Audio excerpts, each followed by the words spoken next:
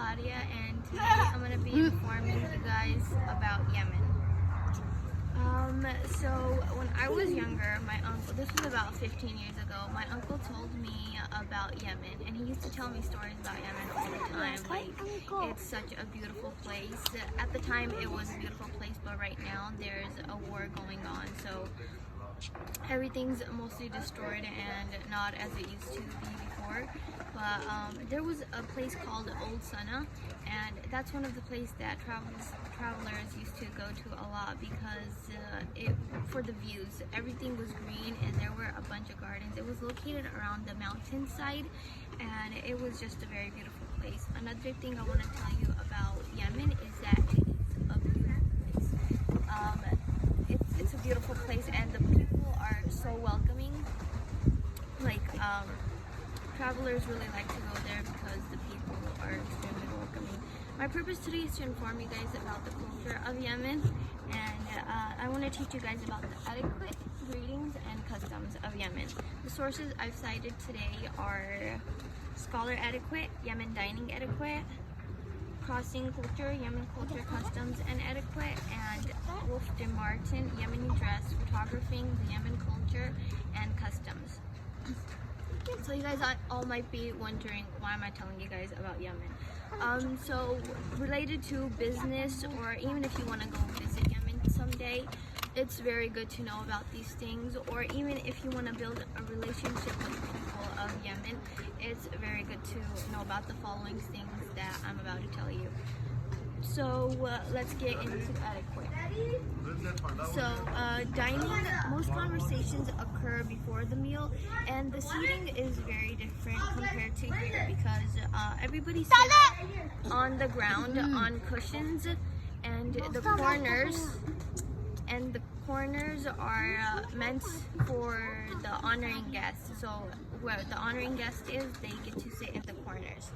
And after the meal, you wash your hands, and then you go into the salon for coffee or tea because they like to drink coffee or tea after their meals. I want to talk to you guys more about the conversations. So Yemenis tend to favor eye contact in conversation, but men and women avoid eye contact in public because as Muslims, they just really don't like to do that. Maintaining a clout and polite presence is utmost importance in Yemen.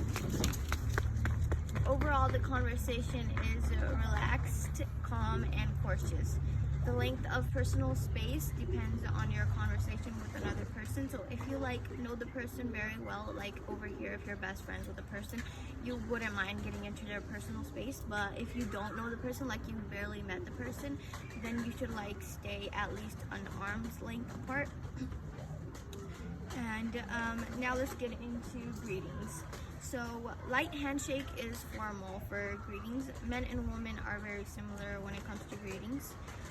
There's little to no touching between men and women in public, and women, if a woman wants to greet you, let the woman wait for the woman to initiate. Like if she wants to meet you, she'll cover her sleeve and then greet you like that.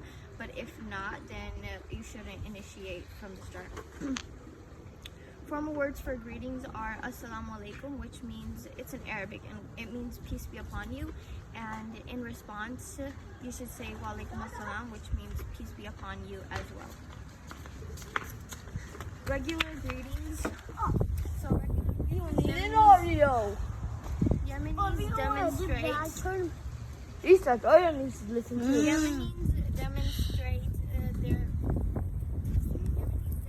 their by embracing and kissing each other. This is common in Yemen, but it's not very common over here. Between women, I feel like it would be common, but between men, not so much. I haven't really seen it very often. And women do the kissing thing as well. So, customs. In customs, women dress, they wear a hijab, like the one that I'm wearing right now, to cover their hair. And then they also wear a abaya, which is like a baggy, black, long, loose robe around their whole body to cover themselves. And then men wear a white dress called a thum, which is kind of similar to the one that women wear, but it's white, basically. Men tradition, yeah. Many men wear shawls wrapped around their heads and over their shoulders. It's mostly around their heads. Okay, the next thing I want to talk to you guys about the Yemeni jambia. The Yemeni jambia is a curved knife that they wear, like, there's a belt around their waist and they usually keep it in there, but it's not real, it's fake. It's fake, so they only use it for like for show, or when they're dancing they use it to show it and stuff. It's like a ceremonial dagger. So Yemen is a gun culture. They have weapons lying all over the place. Every household, boys and men, have at least one weapon. Men and boys often carry firearms in public as well. It's probably dangerous or something, that's why they do that. But if they're not carrying firearms, the males would be carrying the jambia, which is not real though. So in conclusion, I've told you guys about Yemen and the etiquettes, readings, and customs. A wise man once said, "Believe in yourself and all that you are. Know that there is something inside you that is greater than any obstacle." By Christian D. Larson. Thank you very much. And these are my audience. And one bunny. Show it to bunny. Show it to bunny.